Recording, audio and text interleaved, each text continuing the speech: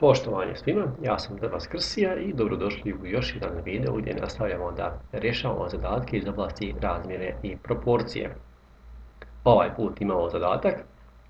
Mitar, Luka i Kosta naslijedili su sumu od 2775 novčanih jedinica.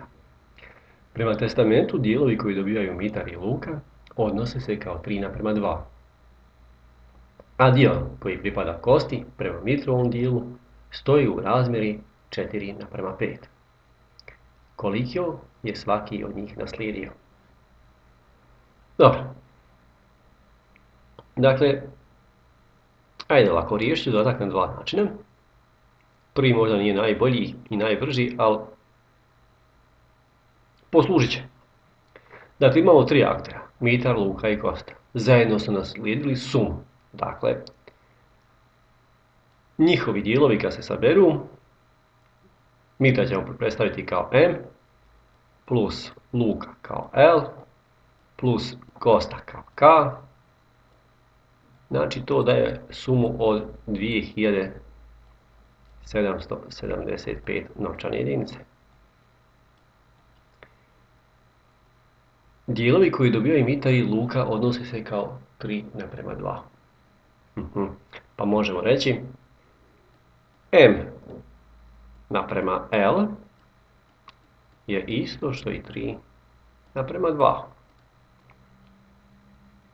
Dio koji pripada Kosti prema Mitru, odnosno Mitrovom dijelu, stoji u razmjeri 4:5. Pa kažemo K naprema M je isto što i 4:5.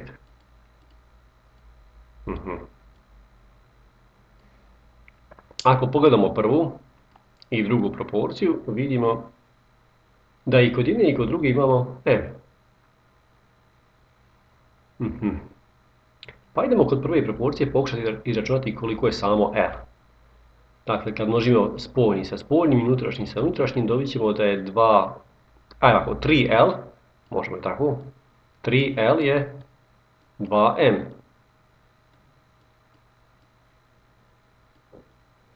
Da bi dobili samo L, sve dijelimo sa 3 i dobit ćemo da je L jednako 2M kroz 3.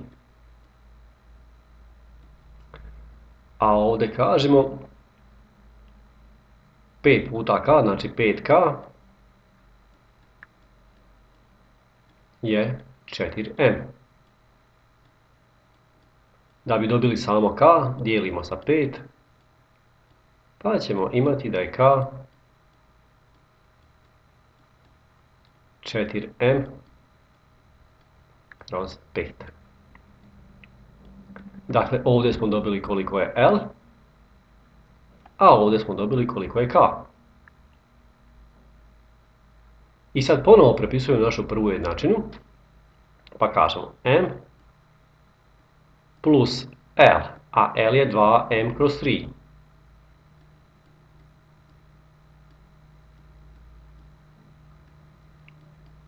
Plus K, a K je 4M kroz 5. Izvinjavam se. 4M kroz 5. Da je to jednako 2775. I, dakle, sad umjesto prve jednačine gdje smo imali 3 nepoznate, imamo jednačinu sa samo jednom nepoznatom. Dakle, sad nam je vrlo lako izračunati M, odnosno koliko pripada Mitru. Daću vam još samo savjet da ovu jednačinu pomnožite sa 15. Dalje nastavite sami, pa kad izračunate koliko pripada Mitru, na osnovu ove formule izračunajte koliko pripada Luki, a na osnovu ove koliko pripada Kosti. Eto narode, toliko za ovaj video, a u sljedećem ovaj isti zadatak rješavamo na drugi način. Pozdrav!